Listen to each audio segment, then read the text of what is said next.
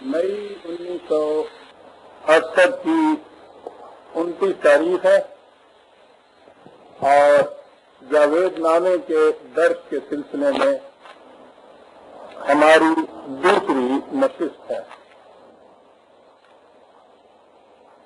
मैंने अपनी पहली नशिस्त में यह अर्ज किया था कि दुनिया में फिक्री तौर पर और उसके बाद ये दाखिली दुनिया कहते हैं तसव्वुफ वाले, इसमें जो सबसे बड़ा उलझाव पैदा हुआ है वो प्लेटोनिक थ्योरी जो है आइडियलिज्म की, उसकी वजह से ये पैदा हुआ है। तफसील तो उसकी लंबी है, लेकिन मुख्तसर अल्फाज में उसकी बुनियाद ये है कि ये जो world of concrete, this existing universe जो है, वो कहता ये है कि it does not exist in reality, it is all illusion. ये एक आलम अमसाल है, द वर्ल्ड ऑफ आइडियाज, वो कहीं मावरा है इस यूनिवर्स के, ये वहां एग्जिस्ट करती है और यहाँ जो कुछ हमें नजर आता है ये उसका साया है, शराब है, ये है उसकी प्लेटोनिक थ्योरी। बज़ाहिर बड़ी इनोसेंट सी नजर आती है, लेकिन जैसा कि मैंने अर्ज किया है, गुज़श्ता 2500 साल से शायद ही कोई सोचने वाली दुनिया की कौम ऐसी हो जो इससे गैर मुतअस्सिर रही हो। फिक्री तौर पर ये जो आगे बढ़ी है तो इसे फलसफे में आइडियलिज्म कहा जाता है, आइडियलिस्टिक फिलॉसफी। यानी खुद फिलॉसफी की दो बुनियादें, दो किस्में इसमें हो गई। एक तो मटीरियलिस्टिक फिलॉसफी, उसे पॉजिटिविस्टिक भी कहते हैं। पॉजिटिविज्म, मटीरियलिज्म, कंक्रीटिज्म, वो ये बिलीव करते हैं कि नहीं, ये जो कुछ है ये दर हकीकत है। और ये आइडियलिस्टिक फिलॉसफी, जिसमें ये कहते हैं कि ये जो कुछ नजर आता है ये है नहीं। ये मटीरियलिस्टिक फिलॉसफी वाले बहुत थोड़े से हैं, अजीब बात है। और ये फलसफा जितना ज्यादा गहरा, अमीर और बुलंद कहते हैं, वो सारा आइडियलिज्म का फलसफा है। असल में शायरी के लिए बड़ा मैदान वसी होता है, इसलिए इसके लिए तो शुरू से ही बड़े बड़े फिलॉसफर ये जो नजर आते हैं ये सारे आइडियलिस्ट थे। चलिए, फलसफे की दुनिया में उसने यूं सोच लिया तो क्या, यूं सोच लिया तो क्या, आगे चल के असर आगे पड़ा जब इस फलसफे को तसव्वुफ बना लिया गया। ये तसव्वुफ ये कैसे बना? तसव्वुफ वालों को इससे क्या गरज कि ये एग्जिस्ट करती है या नहीं करती? तसव्वुफ वालों ने पहली चीज तो ये कही कि क्योंकि ये एग्जिस्ट नहीं करती इन रियलिटी, इसलिए ये इस काबिल ही नहीं है कि इसके साथ इसको सीरियसली कंसिडर किया जाए इस यूनिवर्स। तो पहली चीज तो यही आ गई, कम से कम इनडिफरेंस हो गया, उनका एटीट्यूड इनडिफरेंट हो गया towards this universe of concrete. ये इंसान का इनडिफरेंट हो जाना जो है, ये बजाय खेश बड़ी तकलीफ की चीज हो जाती है। लेकिन इससे भी आगे बढ़े, इन्होंने ये कहा कि साहब ये एग्जिस्ट नहीं करती तो ये है क्या फिर? और ये है जहां से तबाही हमारी आई। इन्होंने कहा कि दिस इज ऑल गॉड, ये सब कुछ खुदा ही के मुख्तलिफ रूप हैं, एग्जिस्ट तो करता है सिर्फ खुदा, और ये जो कुछ नजर आता है हमें ये मौजूद ही नहीं है। अब ये लफ्ज मौजूद हमारे यहाँ तो और मानों में इस्तेमाल होता है, उनके यहाँ ये इस्तिलाहात आ गई कि वजूद जो है, एग्जिस्टेंस जो है, वाजिबुल वजूद सिर्फ खुदा है, واجب کے وجود کے معنی ہوئے جس میں آف نیسیسٹی ایگزسٹ کرنا ہے. آف نیسیسٹی کے معنی فلاسفی میں ہوتے ہیں ایبسلیوٹلی مسٹ. اس کی تو ایگزسٹنس ہے جو ایبسلیوٹلی مسٹ ہے، اور اس کے علاوہ کوئی اور شے موجود نہیں ہے. موجود کے معنی وجود والی. تو اب لا موجود الا اللہ یا لا موجود غیر اللہ، یہ دیکھا آپ کے ہاں، یہ تصوف والوں کے ہاں یہ عام فکرہ ہوتا ہے. ان کی بنیادی یہی ہے کہ یہ کوئی چیز ایگزسٹ کرتی نہیں ہے، یہ سب وہی ہے. یہ یونیورس کی باہر کی چیزیں بھی وہی ہیں، اور اس کے بعد یہ سارے انسان بھی وہی. تو بھی وہی ہے، میں بھی وہی ہوں، ہر انسان وہی. خود کوزاؤ خود کوزا کرو، خود گلے کوزا، خود رندو سبو کش، خود برسرے ہاں کوزا خریدار برآمد بشکست و رواں شد. آپ پہ مٹی، آپ پہ چک، آپ پہ کمیار، آپ پہ بندہ لوٹا، آپ پہ آوے خریدے، انہوں مارے پیر سے توڑ کے لامبے ہوئے، پھر اس لوٹے کا بنا لے کجا. آپ یہ سب کچھ جو کر لیتا ہے آؤنڈا ہے آپ کے نہ رکھتا ہے تاب.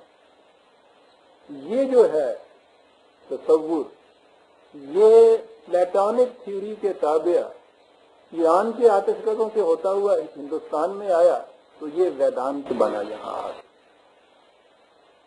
انہوں نے یہ چیز کہی کہ یہ جتنی یہ دنیا ہے یہ مایا ہے، فریب ہے. کسی نے کہا ایشور کیا خواب ہے، کسی نے کہا اس کی لیلا رچائی ہوئی ہے. یعنی تماشائی ہے، یہ سارا ایگزسٹ نہیں کچھ کرتی. لیکن آتما وہ پرم آتما ہے، دا ایبسلیوٹ نیسیسری آتما جسے میں نے کہا ہے، پرم آتما. اور باقی جتنی بھی ہیں یہ آتمائیں جو ہیں اس پرم آتما کے ہی یہ اجزاء ہیں جو یہاں آئے ہوئے ہیں. یہ وہی ہے جس کو ہم ہما اوست کہتے ہیں. یہ وہی تھیوری ہے جو ہمارے ہاں وحدت الوجود کہلاتی ہے. یعنی وجود جو ہے وہ ایک ہے، اور وہ صرف خدا کا وجود ہے، اور کوئی وجود ہے ہی نہیں. Nothing exist. Whatever you feel existing, یہ سب جو کچھ بھی ہے یہ وہی ہے، صرف اس کے روپ الگ اور شکلیں الگ ہیں. یہ ہے جی وحدت الوجود جو آپ کے ہاں ہے.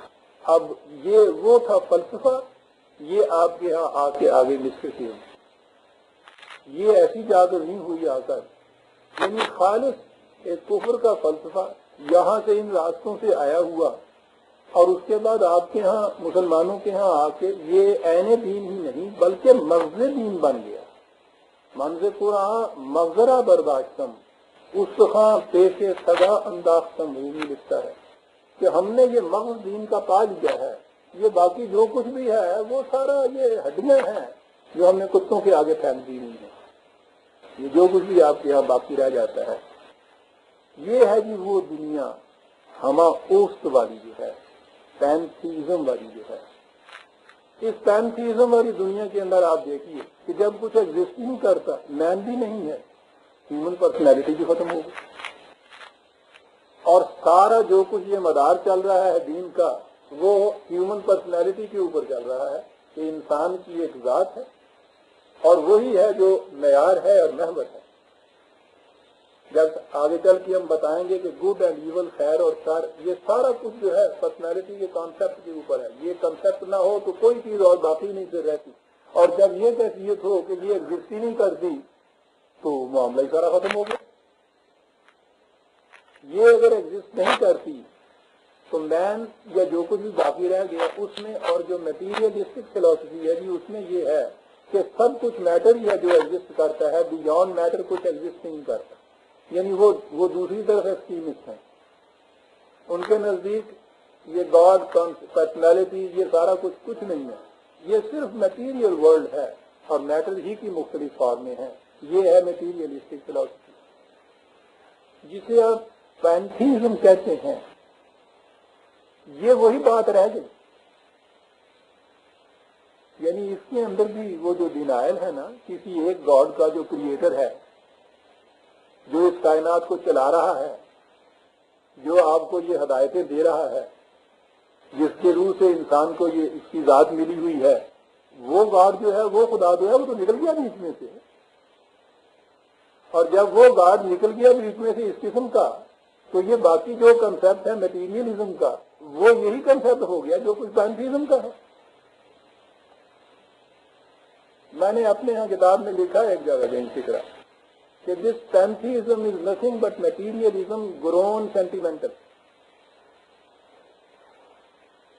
میٹیریلزم کے اندر جذباتی چیز کوئی نہیں تھی، انہوں نے اس کے اندر جذبات کی آمیزش کی اور اس کا نام انہوں نے پینتھیزم رکھ دیا. ورنہ آپ دیکھیے تو اثر کے نتیجے کے اعتبار سے بالکل یہ وہی چیز ہے.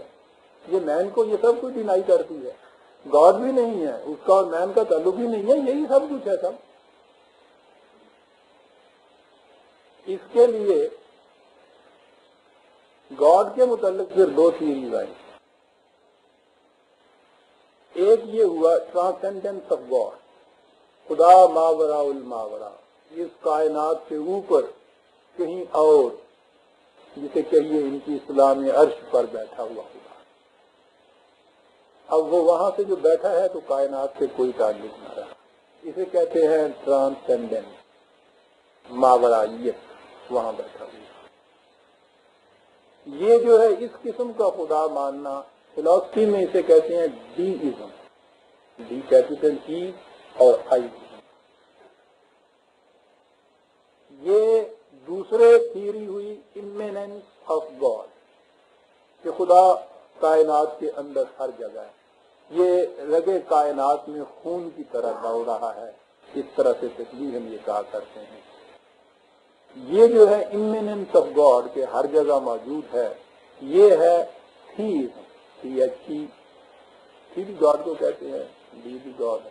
وہ گاڈ ہوتا ہے جس کا ایک مجسم پرسنل گاڈ جسے کہتے ہیں، وہ ہوتا ہے ڈیزم کے اندر. God conceived of as a person. تو پرسن جو ہے وہ تو کسی خاص اسپیس کے اندر ہونا چاہیے، کہیں ہونا چاہیے، تو وہ ماورا ہوتا ہے. اس لیے God conceived of as a person, وہ ڈیزم. اور یہ جو ہے God conceived of only as an idea, یہ آتا ہے امیننس آف گاڈ کے اندر تھیزم. یہ جو ہے اس طرح سے گاڈ،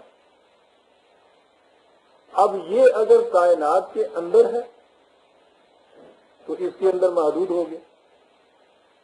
بیونڈ ہے اگر تو اسپیشلائز ہو گیا، یعنی اسپیس ہو گئی اس کے لیے. یہ دونوں کانسیپٹ بھی غلط. قرآن نے آ کے دو دو لفظوں میں ان کو وہ کاٹتا گیا، صحیح کانسیپٹ دیتا گیا ہے. پلیٹونک تھیوری کو اس نے ایک لفظ میں کاٹ دیا کہ خلق اللہ السماوات والارض وما فی الارض بالحق. اس نے اس کو کریٹ کیا and he exists as a matter of fact, as a reality. بالحق، یہ بالحق کریٹ کی گئی ہے، یہ ریالٹی ہے، بٹ اے کریٹڈ ریالٹی.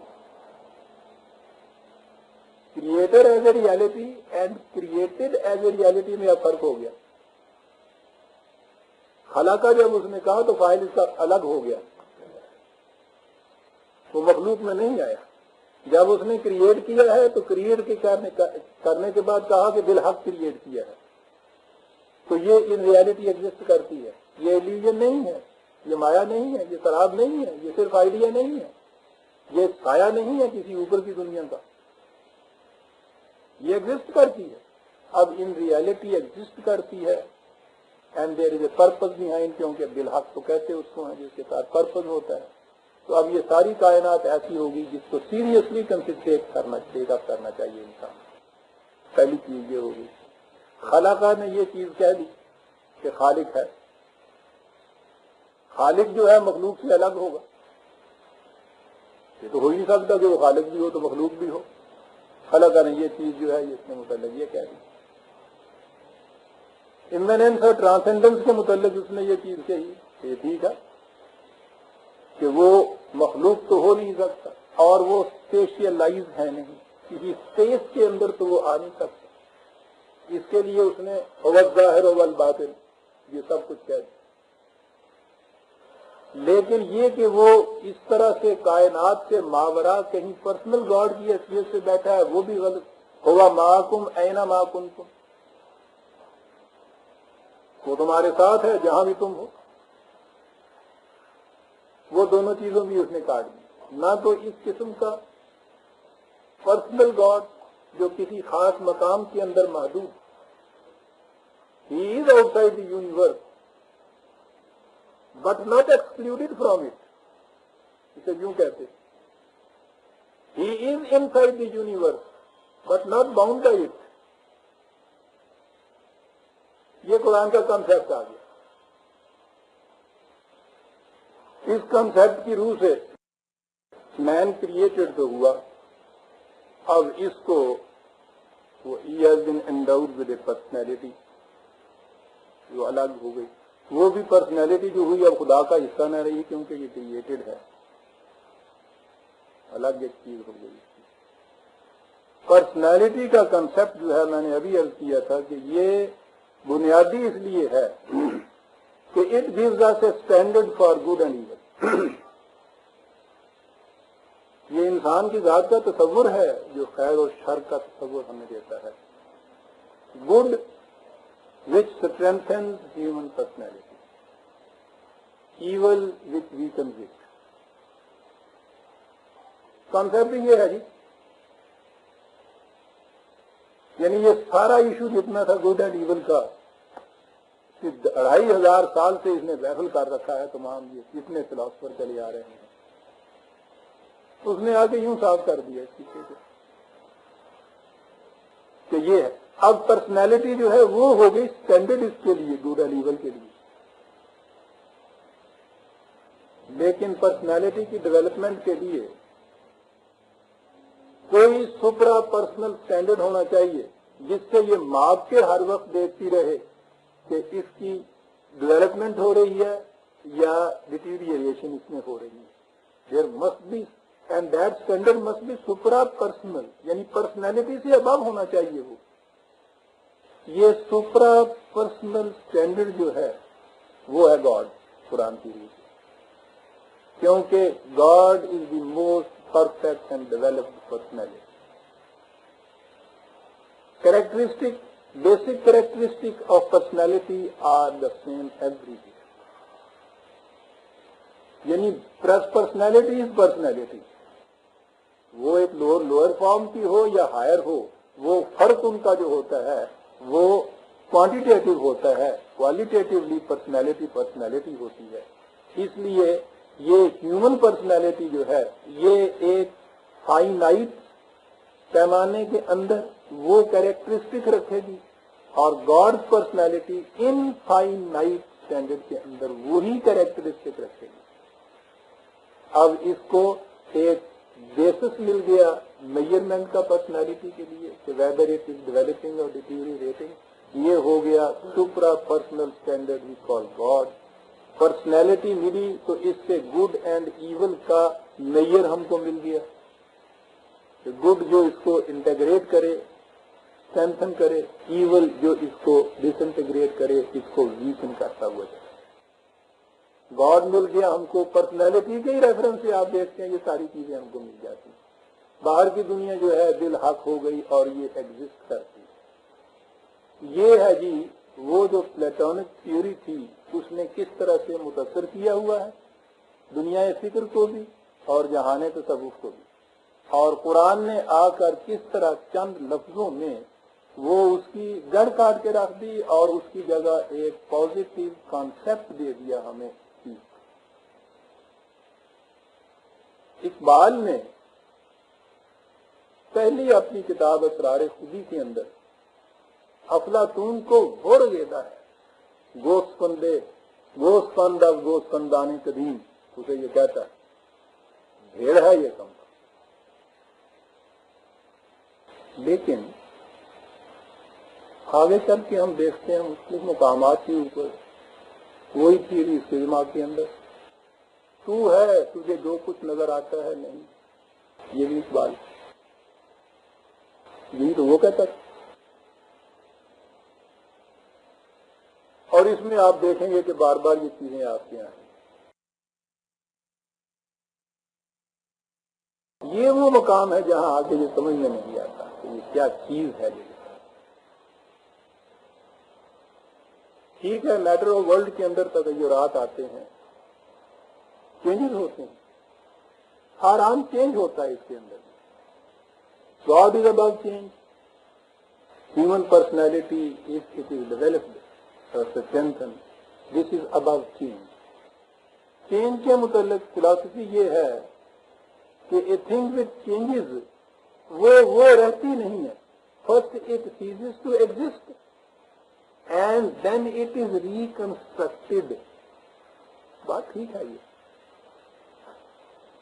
لیکن ہیومن پرسنالٹی اٹ از باردیو کے الفاظ میں چینج لیسنیس ان چینج،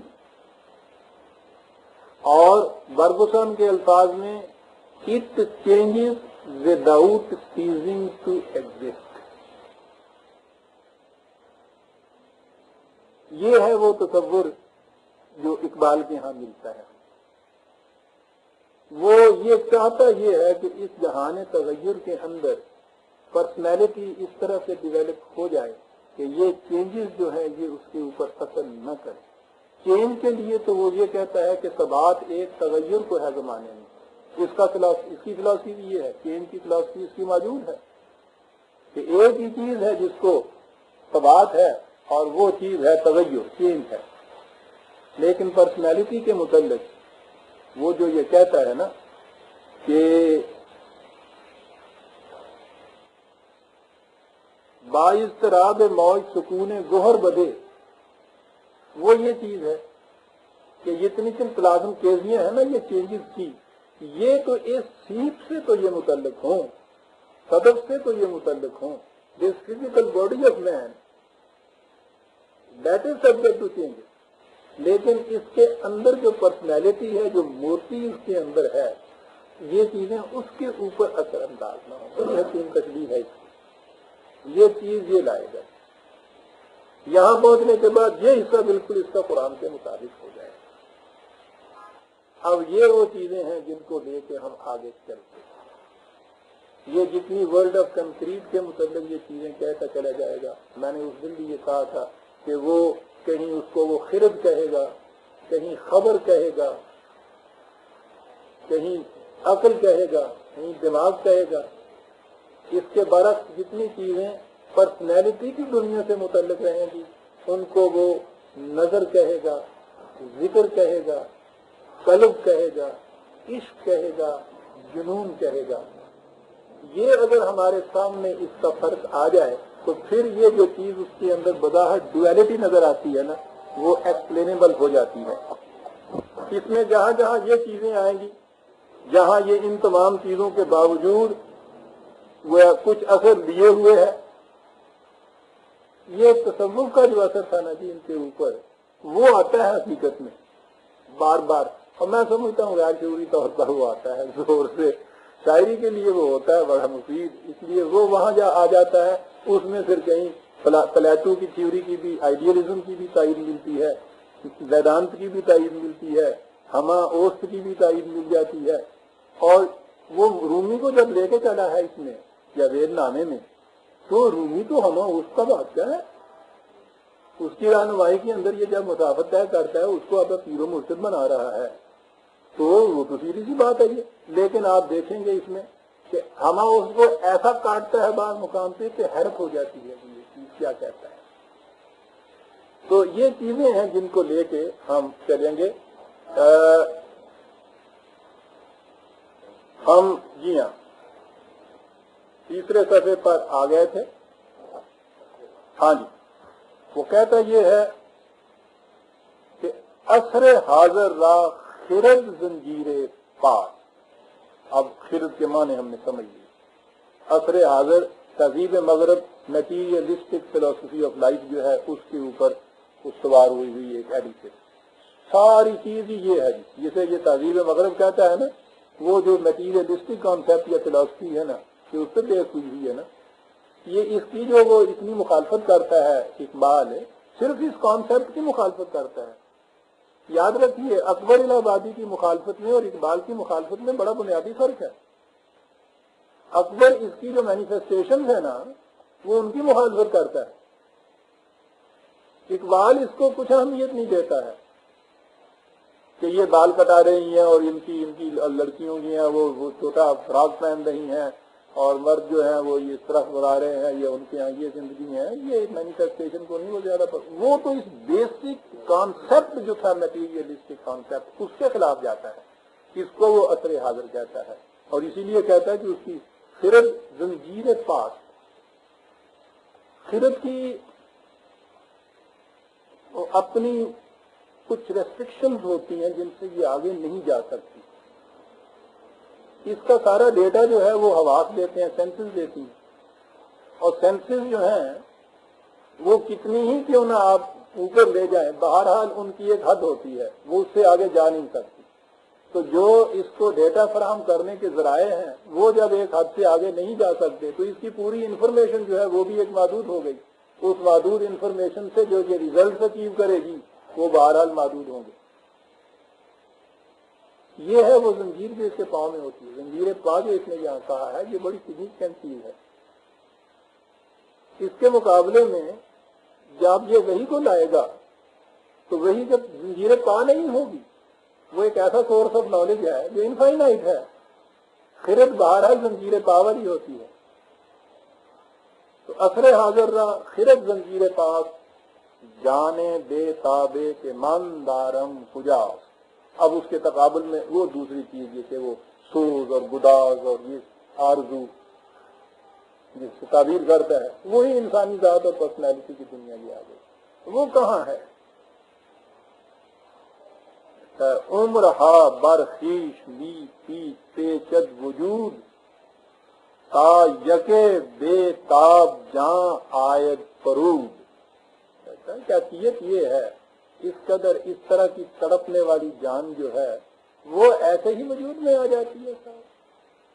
کرم ہا کرم عمر ہا اپنے آپ پہ ایگزسٹنس جو ہے وہ پیچاں رہتی ہے اور پھر کہیں جا کر اس قسم کا ایک وجود جو ہے وہ کائنات میں یا دنیا میں آتا ہے.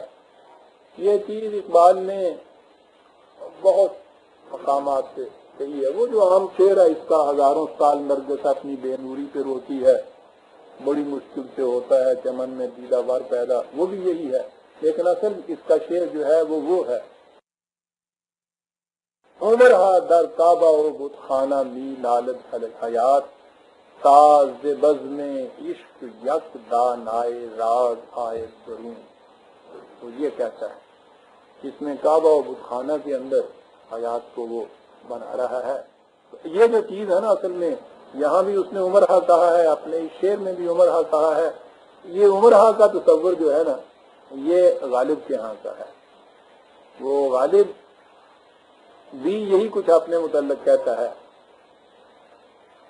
کہ عمر ہا چرخ بے گردد کہ جگر سوختہ کا تو انداز اپنا ہے. عمر ہا چرخ بے گردد کہ جگر سوختہ کیوں من از دودائے آذر نفساں می خیزد.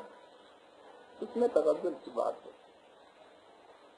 از دودائے آذر نفساں عمر ہا چرخ بے گردد کہ جگر سوختہ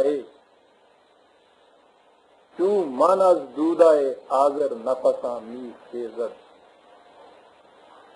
یہ آسمان کتنی گردشیں لیتا ہے کباب کی سیخ کی طرح کہ کہیں پھر جا کے میرے جیسا ایک جگر سوختہ. یہ آذر نفساں یہ آگ کے بنے ہوئے جو ہیں ان کے خاندان سے کہیں جا کے اس قسم کا پھر یہ جگر سوختہ پیدا ہوتا ہے. کتنے ہی وہ کباب کی سیخ کی طرح گردشیں لیتا ہے چل کر. اس میں تغزل ہے. عمر ہا برخیش میں پیجد وجود تا یکے بے تاب جہاں آیت فرود گر نہ رنجی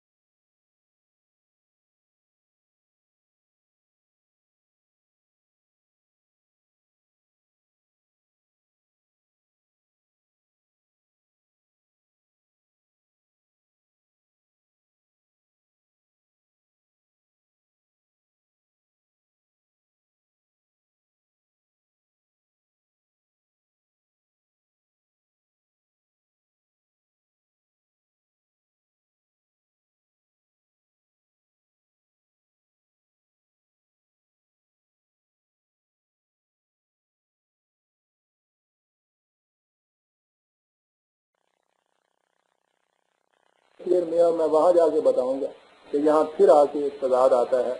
زیستم تازیستم اندر فراق، فراق کے اندر جینا، یہ بھی کوئی جینا ہے؟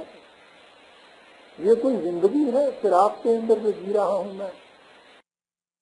بانما آنسوئے این نیلی رواق، یہ جو آسمان، یہ نیلی کشتی نظر آتی ہے اوپر، اس سے ادھر کی جو دنیا ہے وہ دکھا.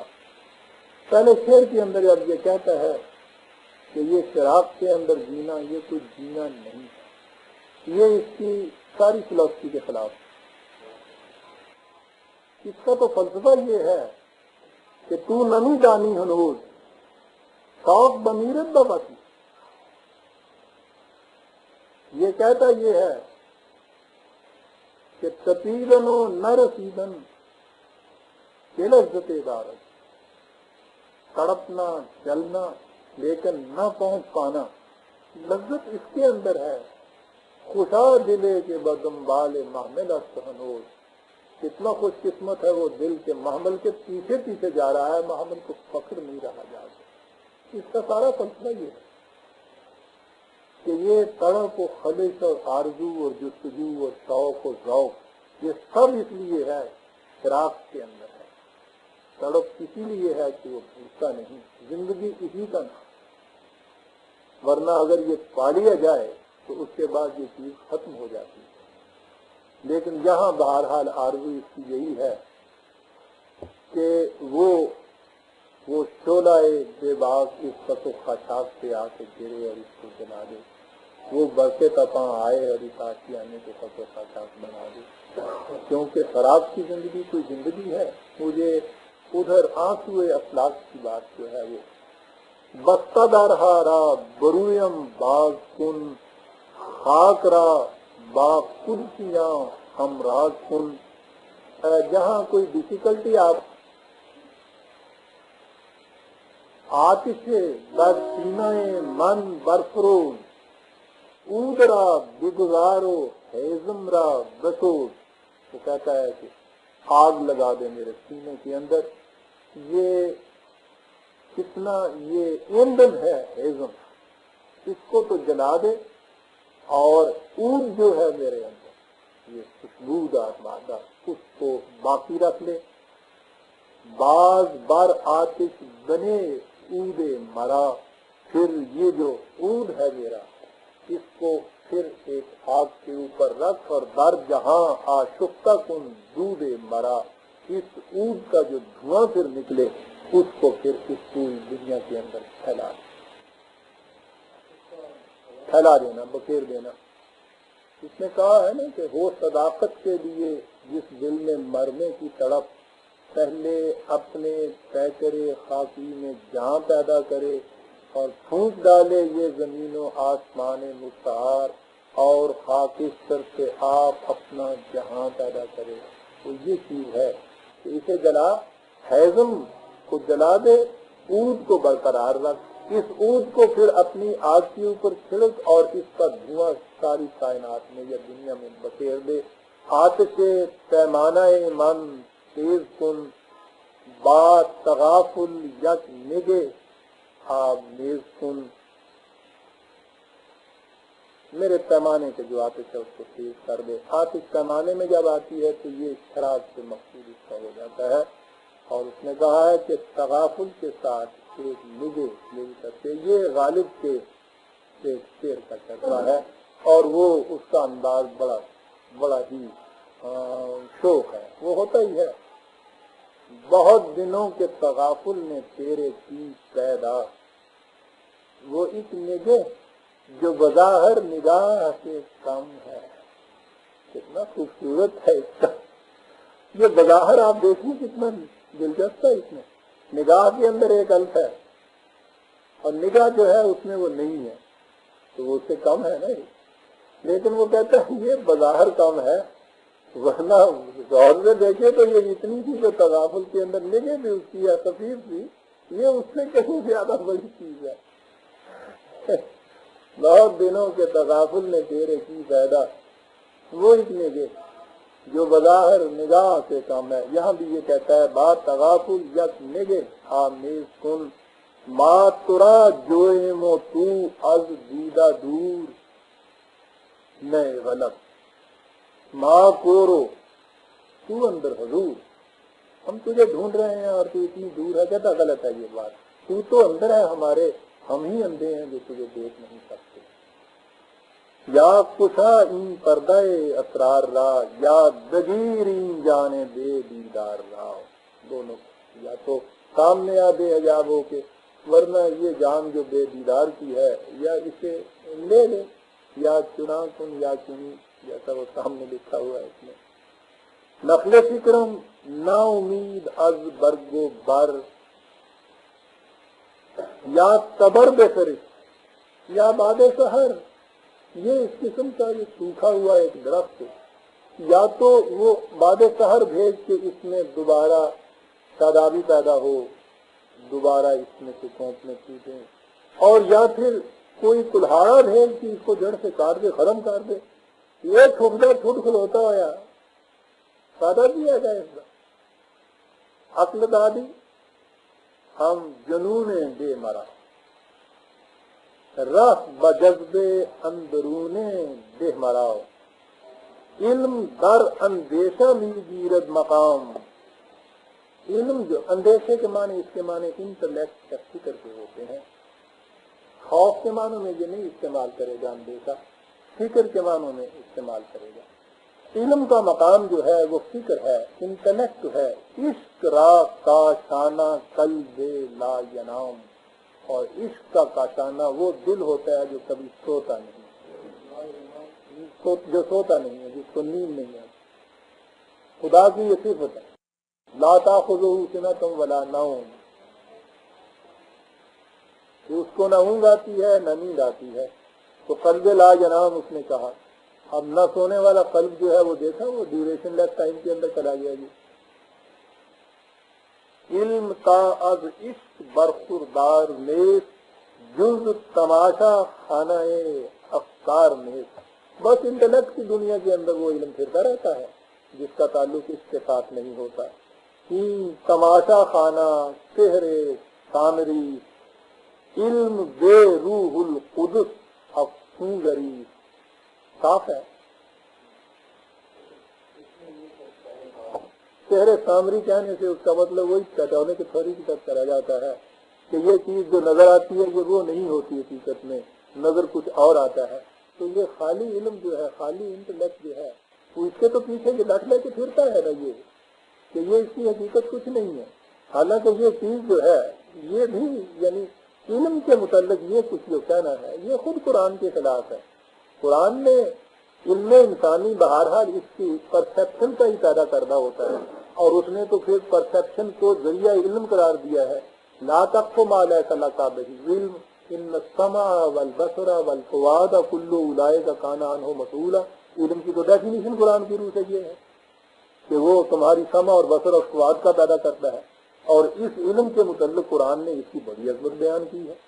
تو یہ علم جو ہے اس کو سحر سامری کہنا جو ہے یہ پلیٹینک تھیوری آ گئی. جو میں نے کہا تھا کہ یہ عجیب چیزیں آپ یہاں اس کے اندر دیکھیں گے کہ یہ جب یوں آئے گا تو جس کو اس طرح سے ترغیب کرتا چلا جاتا ہے وہیں آگے پھر پھنس جاتا ہے. جب اس کا تقابل اپنے آگے تصوف سے ہوتا ہے نا, پھر یہ وہی کچھ کہتا ہے جو ہر صوفی کہتا ہے. صوفی میں نے پچھلی دفعہ کہا تھا نا کہ استدلال کے خلاف ہے, کیونکہ ان کے ہاں کا جو علم کا ذریعہ ہے وہ لاجک سے بیان ہے. یہ بھی ان کے تتبع میں وہیں آ جاتا ہے. علم کو سحر سامری کہنا یہ وہی ہے جو پلیٹینک چیز ہے, کہ ان ریالٹی جو کچھ وہ نظر آتا ہے in reality it is not that. تو قرآن تو کنسیپچوئل نالج کو بڑی اہمیت دیتا ہے, اسی سے کانسیپٹ میں فریم کرتا ہے, لیکن یہ وہاں آ جاتا ہے.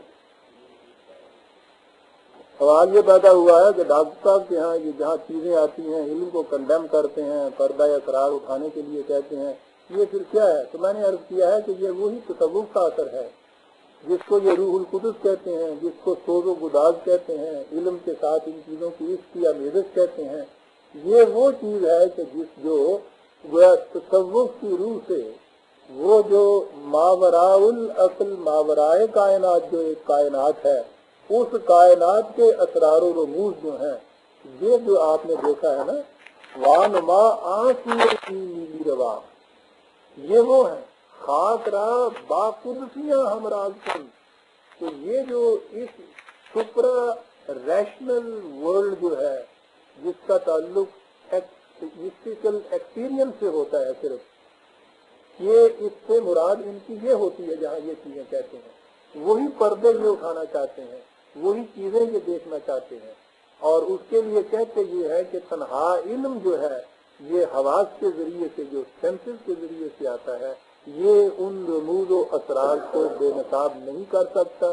اس کے لیے وہی مسٹیکل ایکسپیرئنس یا تجربہ جو ہے تصوف کا، اسی کی روح سے یہ ہو سکتا ہے. تو یہ ساری دعائیں ان کی وہ سمجھانے کے لیے میں کبھی یہ کرتا تھا کہ ان کے یہ جتنی بھی اصطلاحات ہیں ان کو میں وہی سے تعبیر کروں، کہ مقصد یہی ہے کہ انسانی علم کے ساتھ وہی کی آمیزش ہو تو یہ ہو جائے. تو وہاں تو جو جا کے ٹھیک ہو جاتا ہے. تو بات تو یہاں تک یہ ٹھیک ہے کیونکہ اس نے کہا ہے کہ قرآن کی روح سے میں نے سب کچھ کہا ہے، لیکن وہاں جا کے پھر میری آگے ڈیفیکلٹیز آ جاتی ہیں، کیونکہ وہاں آگے جب جاتا ہے تو وہ اس مقام پہ پہنچ جاتا ہے جہاں قرآن بھی نہیں پہنچنے دیتا ہوں. وہ تو اس کے بیان کہیں دوسری دنیا میں جاتا نہیں ہے نا. یہ جب اس دنیا کی باتیں کرنے لگ جاتا ہے تو پھر وہ بات کہتا یہ ہے کہ مجھے بھی حاصل ہو جائے، ان کو بھی حاصل ہے، اس کو بھی حاصل ہے، اس کو بھی حاصل ہے. وہ تو صرف نبی کو حاصل ہوتی ہے. یعنی اگر تم وہ یہ کہے نا کہ یہ دوسرا جو علم کا ذریعہ ہمارے پاس آ گیا ہے قرآن کی روح سے، یہ اس کے ساتھ آمیزش اس کی ہو، وہ تو ٹھیک ہے. لیکن یہ کہنا ہے کہ وہ جو علم کا ذریعہ ہے، وہ ذریعہ علم اوروں کو بھی حاصل ہوا ہے، اوروں سے بھی وہ راز افشا ہوتے ہیں، اور میری بھی ایک طرف ہے کہ مجھے بھی وہ چیزیں حاصل ہو جائیں، اس سے پھر ہم وہی نہیں لے سکتے. یہ پھر یہ مسٹیکل ایکسپیرئنس ہی رہ جاتا ہے. جہاں یہ آتا ہے وہاں پہنچ کے یہ میری ڈیفیکلٹی جو تھی وہ شروع ہوتی ہے. جہاں وہ نہیں ہوتی اس کو میں اس طور کے اوپر یوں ہی حل کرتا ہوں، لیکن میں عرض کر رہا ہوں کہ یہ حل کامیاب نہیں رہتا، کیونکہ جب یہ خود اس مقام پہ پہنچتا ہے یا غیر النبی کو ان مقامات کے اوپر پہنچاتا ہے، ابھی نظر آ جائیں گے ہمارے ہاں یہ روبی وغیرہ تو وہاں سے پہنچے ہوئے ہیں نا، تو پھر وہ وہی نہیں رہے گی. اور یہی تو ہمارا اور ان کا جھگڑا ہے کہ یہ اسی مقام سے لاتے ہیں. محی الدین ابن عربی کہتا ہے کہ جس مقام سے پیغمبر لاتا تھا اس مقام سے ہم لاتے ہیں، تو قصہ ختم ہوا. تو اگر یہ بھی اسی مقام سے لانا چاہتا ہے یا اس کا پاسبلٹی سمجھتا ہے کہ اس مقام سے غیر نبی کو بھی ملتی ہے چیز، یہ تو قرآن کے خلاف چلی جاتی ہے بات. اس لیے یہ چیز جو ہے یہ ہمارا ایکسپلینیشن وہاں جا کے پھر فیل ہو جاتا ہے. میں نے کہا ہے میں نے کہا ہے نا کہ جہاں تک وہ ایکسپلینیشن ہم دے سکتے ہیں کہ وہی کہتا ہے، لیکن آگے چل کے پھر اس کو کیا کریں گے کہ وہ خود اس علم کو جو حاصل کرنا چاہتا ہے وہاں سے خود لانا چاہتا ہے، اور غیر نبی کو کہتا ہے کہ وہ وہاں سے لاتے ہیں، وہاں یہ ایکسپلینیشن نہیں چل سکتا. ہم خود خالی علم جو ہے اس کو رہنما نہیں مانتے، علم وہی کے تابع چلنے چاہیے. قرآن نے یتبعون اہواہم بغیر علم جو کہا ہے تو علم کے معنی وہاں یہی ہے، یہ علم خداوندی جو ہے وہی ہے اس سے مراد. لیکن اس وہی کے علم کے متعلق نہ تو کوئی غیر نبی کے متعلق ہم کہہ سکتے ہیں کہ اسے حاصل تھا، نہ ہم اس کی عرض کر سکتے ہیں کہ وہ ہمیں بھی حاصل ہو.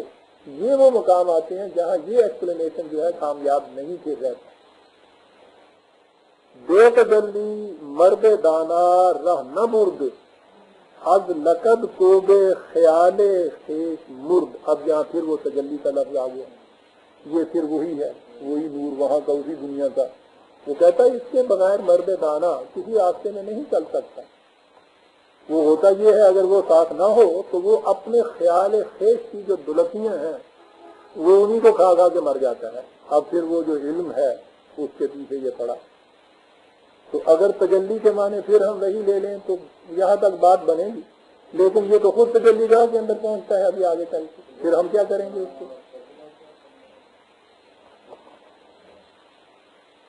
بے تجلی زندگی رنجوریت عقل مہجوری ہو دین مجبوری ہے اس کی. اب یہ دیکھیے وہ تجلی اگر نہیں آتی تو زندگی بیماری ہے حقیقت میں. وہاں ہوتا یہ ہے کہ عقل تو مہجور ہوتی ہے، یعنی اس کے درمیان بودھ ہوتا ہے، وہ وہاں جا ہی نہیں سکتی، وصل کے مقابلے میں ہے نا مہجور فکر والی. اور دین مجبوری ہے اس کی. یہ پھر جو دین کے احکام کی عطایت ہوتی ہے یہ ایسے ہوتی ہے جیسے کسی نے باہر سے امپوز کیا ہوا کسی کے اوپر ریسٹرکشن، اندر سے یہ چیزیں نہیں آتی. ٹھیک ہے، یہاں تک یہ ٹھیک چیز ہے. جہانے کو ہو دشتو بہرو بر ماں نظر خواہم او گوید خبر. چلا گیا وہیں سے نہیں دیا. اب یہ جتنا بھی قرآن نے یہ جو جتنا بھی انسان سے کہا ہے کہ اس کائنات کے اوپر غور و فکر کرو اور یہ کرو اور اولو الالباب ان کو کہا ہے، مومن ان کو کہا ہے، یہ ساری چیز ختم ہو گئی. اس لیے کہ یہ جو کائنات ہے اس کا سارا علم جو ہے یہ خبر یہ تو خبر دیتی ہے. ماں نظر خواہم ہم وہ چاہتے ہیں. یہ ساری چیز اسی کنڈمنیشن میں ہے. قرآن کی جتنی چیزیں ہیں یہ ساری اس کو کنڈم کرتا ہوا چلا جاتا ہے. وہاں اس نظر کا کوئی مقام ہی نہیں ہے، وہ ساری خبر کی چیز ہے. کائنات کا علم جو ہے حواس کے ذریعے حاصل ہوتا ہے. اس علم کے ماحصل کو وہی کے تابع رکھ کے ہم استعمال کرتے ہیں ان کو. یہ ہے ساری چیز جو ہے سارا تو سب ہے.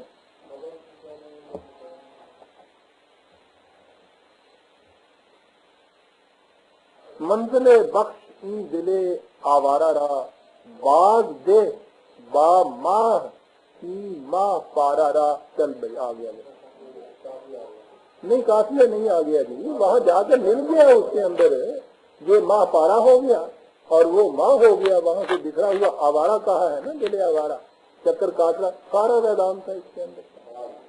باز پہلے تھا وہاں ماں سے ماں پارا، یعنی اس میں تو بالکل آؤٹ اسپوکن ہے. جہاں ماں پارا ہو گیا یہ. اب اس کے بعد باز اس کو اس کے اندر جا کے مٹا دے.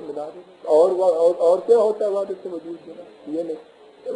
اور کہتا یہ ہے کہ ابن عربی کے خصوص الحکم میں الحاد و زندگا کے سوا کچھ نہیں ہے. وہ وعدے وجود کی کتاب ہے، اس کے متعلق یہ نہیں لکھ رہا. وہ یہی کچھ کہہ رہا ہے کہ ماں پارا جو ہے ماں کے اندر جا کے پھر مل جائے. کہتا ہے باز ماں پارا ہی ماں پارا باز سے با پارا گھر کے از خاتم نہ روئے جز سلام ہر سے مہجوری نمی گردت تمام. اگر کہ میرا جو جسم ہے اس سے ہر وقت میں باتیں ہی کرتا ہوں اور تو کچھ کر نہیں سکتا، لیکن ان باتوں کی بھی کیفیت ہے کہ یہ جو فراق اور مہجوری کی داستان ہے یہ تو کبھی ختم ہی نہیں ہوئی. حالانکہ جیسا میں نے عرض کیا ہے وہ زندگی بتاتا تھا تقریباً و نہ رسیدن شوق بمیرت دے مسئلہ وہ کہتا ہے. اور یہاں پہنچنے کے بعد یہ کچھ لے کے بیٹھا ہوا. زیر گردوں خویش را یابم غریب. غریب کے معنی ہوتا ہے اجنبی، مفلس نہیں اجنبی. اجنبی اس لیے زاں سوئے گردوں دگو انی قریب. وہی قرآن نے جو کہا ہوا اذا سألک عنی عبادی فانی قریب. سمجھیے وہ میں نے کہا تھا نا کہ گروتھ سینٹیمنٹل ہے. Nothing but materialism growth sentimental. یہ تو سیکھیں گے وہ باہر آئے. زیر گردوں خویش را یابم غریب زاں سوئے گردوں دگو انی قریب. تاکہ مثال مہر و ماں یہاں تک رکھیے اس کو سمجھنے کے لیے بات نہیں سمجھے گی. تاکہ مہر و ماں کی مثال گردد غروب این جہات و این شمال و این جنوب. چل جس ورلڈ آف اسپیس جو ہے یہ اس طرح سے غروب ہو جائے جس سے چاند تارے چاند اور سورج غروب ہو جاتے ہیں. یہ کہتا تھا نا کہ اسپیس کا اور ٹائم کا کنسیپٹ سارا بدل جائے. یہ تو ادھر سے کہو اتنی قریب اور میری کیفیت یہ ہے یہ ہو جائے گی تو یہ اسپیس اور ٹائم کے کانسیپٹ سب بدل جائیں گے. التلس میں وہ اسپیس کے متعلق کہا ہے، جہاد کے متعلق. التلس میں دوشو فردا بگزرم از مہو مہرو سریا بگزرم. یہ ٹائم کے متعلق آ گیا. اب ٹائم کی انفینٹی میں پہنچ گیا انفینٹی آف ٹائم میں جب پہنچ جائے تو وہ تو خدا ہو جاتا ہے. یعنی God infinite in time, eternity is infinite in time ہے نا. اور کیا ہے وہ؟ وہیں یہ جانا چاہتا ہے. تو فروغ جاویداں ما چوں تیرا یکدم دارین و ہم مستعار. ہماری زندگی تو یہ کہتی ہے 1-2 نفس کی زندگی، اور وہ بھی مانگی ہوئی. اس کے بعد خدا کے متعلق کہتا ہے اے تو ناشناسی نزاع مرگ و زیست، تجھے کیا پتا ہے کہ موت اور زندگی کی جو نزاع ہوتی ہے وہ کیا ہوتی ہے؟ یہ تو کبھی مرتا نہیں ہے، اس لیے تجھے کیا پتا ہے کہ ہمارے حلق میں یہ کس طرح آ کے اٹکتی ہے. ہاں، اگلا مصرع جو ہے یہ پہلے کے ساتھ نہیں. پہلا یہ کیا ہے کہ اگلا جو ہے نا وہ یوں ہے جیسے کہیں اور سے آواز آتی ہے. رشک بر یزداں برد یوں بندہ کی، یعنی کہیں اور سے آئی ہے. کہ یہ کون ہے؟ وہ جواب شکوہ میں ہے یہ بولا کہ کہیں ہے کوئی پیر گردوں، کہ بولا کہ کہیں ہے کوئی شکوہ اللہ سے خاکم بدہم ہے. رشک بر یزداں برد یوں بندہ کی، بندے آفاق گیر و ناسبور. یہ ہے بندہ آفاق گیر، چھایا ہوا کائنات کے اوپر، لیکن ناسبور کیونکہ فراق میں ہے. لے غیاب و را خوش آئے لے حضور. یہاں آگے پھر مصیبت پڑ گئی. غیاب بھی خوش نہیں آتا اور حضور بھی خوش نہیں آتا. تو پھر انہوں لے کے تھے جان. یعنی اس کے لیے اب تو نئی دنیا کریٹ ہوگی. سمجھے؟ وہ جڑے بگڑے ہوئے بچے ہوں جنہیں سمجھ ہی نہیں آتی، رونا ہی جاتا. یہ ہے وہ چیز کہ وہ 100% خوشی بھی نہیں رہنا چاہتا. حضور اس لیے خوش نہیں آتا، صرف مفکر نہیں رہنا چاہتا، غیاب اس لیے خوش نہیں آتا. یہ چیز ہے برگف کے اندر یہ طرف آتا ہے. کہیں یہ زندہ رہتے نہ زیادہ نہ کرتا ہوں. اس کا بڑا رہا ہے کہ مجھے یہی چیز آتی ہے کہ ان سے پھر باتیں کرتے نکل جاتے جی. اس سے قرآن سامنے آتا نکل جاتے، لیکن اب تو بڑا نقصان کر گیا. آنیم من جاویدانی کن مرا. میں ایک آنیم کے معنی ہوتا ہے مر جانے والا، یوں تھوڑے وقت کے لیے رہنے والا. از زمینی آسمانی کن مرا، ضبط در گفتار و کردار بدے، جادہ پیداس رفتار بدے. کتنے خوبصورت ہیں یہ. اب کے گفتم از جہان دیگر، کیا مصرع ہے یہ. تین کتاب از آسمان دیگر. کیا بات ہے، بڑی بلندیوں پہ جاتا ہے یہ. بحرمو از من کم آشوبی خطا، میں تو سمندر ہوں. یوں پاؤں پہ آتا ہے، اس کے اندر چلنا جو ہے یہ غلط بات. آنکھ در قارم فرو آئے دے کجا، میری گہرائیوں کے اندر وہ اتر جائے. وہ کہاں ہے؟